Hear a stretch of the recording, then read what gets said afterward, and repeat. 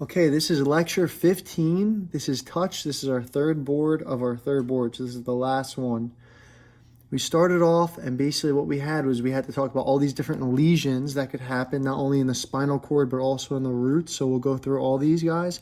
But the first thing to notice is that when a patient comes in with any kind of pain or any kind of, how would you say it? Like any kind of nerve pain, any kind of sensory deficit. If you can't feel something in your face, your body, whatever it may be, the first thing you have to do is you have to ask the first question: is it touch that's missing, or is it pain that's missing? Those are the two pathways we have. So is it touch or is it pain? And then the second thing you want to ask yourself is it coming from the body? Meaning, is there a sensory deficit in the body, or is there a sensory deficit in the face? Or obviously, is it coming from both regions? Is there a sensory deficit in both? Next question you can ask is it localized? That means, is the sensory deficit, meaning you can't feel something, is it in one specific area? Is it on one side, right? Is it on both sides? You have to ask yourself that question. And that will allow you to say, or allow you to think about where the actual lesion is, right? That will allow you to know if the lesion is ipsilateral or if it's crossing over, if it's contralateral. Then the last thing to ask yourself is, how is the lesion, or how is the somatosensory deficit distributed? Is it in a dermatomal pattern? That would mean it's spinal cord damage. Is it somatotropic pattern? That would mean it's coming from, or rather above, the level of the spinal cord. Is it distributed in a nerve fashion? That would mean it's coming from a peripheral nerve, and we're going to get into all those guys. So we'll go through each one, I guess, right? Yep. So just to quickly go off what Darius was saying, when you look at these deficits that we're about to get into, as you ask yourself these questions, you have to separate in your head touch and pain. Yep. And when we separate touch and pain, we have to think, okay, touch is part of the dorsal medial lemniscus pathway in the spinal cord, and pain is going to be from the anterior lateral spinal cord, or the spinal thalamic. So we have two different pathways in the spinal cord: pain and touch. Yep. We also have that in the face with pain and touch, that take the trigeminal cranial nerve 5 pathway, that both start in the pons, whether it's touch with the trigeminal or whether it's pain with the trigeminal, both starting in the pons. We know that the face trigeminal is going to... Yeah, the face trigeminal is going to stay up, right? It's going to stay across the pons and not go down. That would be the touch pathway. Yep, the touch pathway. Versus in the pain pathway, it's the dips.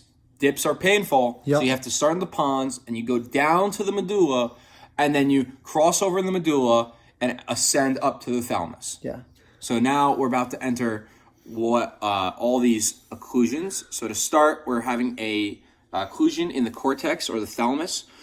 This is called a cortical lesion. And as you can see, we drew the picture where you have the cortex up top, and on the right side, or the left side, we have an occluded left hemisphere of the cerebral cortex. So what this is going to mean is that all the deficits, touch and pain on both sides, are going to be gone, contralateral in the face and the body. On just this side, right? On just the right side of the body. So if we have an occlusion on the left, the right side of the body and the head is going to be occluded if it is a cerebral cortex lesion. Yeah. And this is because all the deficits, touch, pain, contralateral, right? Yeah, this is basically because with the first pathway, right, again, we're saying, okay, is it from the body or is it from the face? But for the body, the dorsal lemniscus pathway, that blue pathway we've been drawing for touch, right, our PVT pathway, is going to come in on the contralateral side, and it's going to ascend all the way up on the ipsilateral side in the spinal cord, right? But once it gets to the level of the medulla, once it passes above the spinal cord, that crosses over contralaterally and goes up to the cortex on the opposite side. So if you have a lesion of the cortex on one side, that means that your touch pathway is coming from the other side. And then with pain... So it means it really came in from the left side, the right side in our picture, where the red is, correct? Yeah, exactly. And that would be where it comes in, and then it ascends up, and then crosses over in the medulla, right? Yeah. And then hits the left side of the brain. Or would it be the other way around? No, you're right. It's coming in on this side. It would be coming in on the right side. Yep. Right. It's your pain pathway and your dorsal lemniscus pathway that's coming in on the right side. It's going up, but they do their own pathway, right? And they both synapse or end in the cortex S1 region on the left side of the brain. So if you have a lesion on the left side of your brain, those two pathways are knocked out on the right side of your body. Right? Yes. And that's going to be the same for your face, and we could run through both of those pathways as well. You said for the trigeminal touch pathway, you're going to be on the right side of your body. In this case, you'd be on the one side of your body. You come in at the level of the pons, you go directly across for touch. So you contralaterally and then go up, right, to the same region. And then for the pain pathway for trigeminal, you do what you just said. You come in at pons, go down and dip to the level of the medulla. You cross over contralaterally and then again ascend up. So basically everything has gone contralaterally. All four of these pathways have gone contralateral by the time you're above the spinal cord. That's basically, I think, an easy way to say it. And then here's an example we have down here, because in this case, in this example, we have the entire cortex is destroyed, right? But what about if you just had a small portion of the cortex destroyed? Well, because we're in the cortex, we're still above the spinal cord, which means it's still going to be, everything's going to be contralateral. However, if you just had an occlusion or just had something damaged at the area, you called it, was a homunculus, you said, basically? Homunculus at just the trunk, what we have right here of the S1 region, leads to a localized deficit to just the trunk of the body. So it's just that one area of the body that has a contralateral, because we know it crosses over at the time that it's in the cortex, right? So all sensory deficits are going to be contralateral, but specific to the trunk of the body.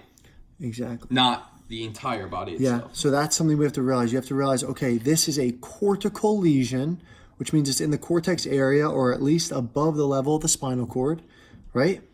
And then you have to decide, hey, what specifically is occluded? Next one we have, which one do we do next? I think we did medulla next, right? Medulla, yep. Okay, so medulla, if you have a lesion in the medulla, a lateral lesion, which means you could be on the left or right side, but you're specifically more on the outside on the lateral portion. If you have an occlusion here, it's considered Wallenberg syndrome, right? And we said you have pain and temperature. The deficits are pain and temperature ipsilateral, which means on the same side in the face, and contralateral in the body. Yep. So we'll run through this guy real quick. All right, so we're looking at this. This is the Wallenberg syndrome, as Darius just said. It's a lateral lesion in the medulla. Yep. And what we can see here is that we have a contralateral body, right, compared to the occlusion in the left lateral medulla right now. So on the right side, we have the body is contralateral, and the face is ipsilateral. So if we want to look at this and actually see why that's the case, we can look at the picture on the top right. So below the spinal cord, or below the medulla, is the spinal cord. The spinal cord, we can start with a contralateral pain and temperature. So we go in, we come into the dorsal horn, right? We synapse, we go down, we cut across the white matter, the anterior commissure. We drop down to the anterolateral system, and then we ascend up. But when we ascend up, you actually hit the occlusion in the lateral medulla.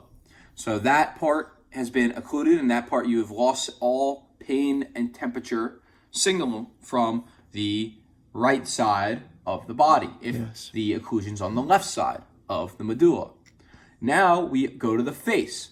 So if we start from the trigeminal face and looking at pain pathway, what we can see is that if you're on the ipsilateral side, the same side as the occlusion, we come in, we synapse, and then we dip down to the medulla. And as we try to enter the medulla, we can't, because there is the lateral occlusion in the medulla. Because we're normally going to come in and we would synapse down and then cross over the medulla and then ascend up. But we can't because of the occlusion. Exactly. So this is why you have contralateral body but ipsilateral face, because we're only talking about pain and temperature. We're not talking about touch. Touch would be fine in the Wallenberg syndrome. Yes. We'll go to the next video in a second.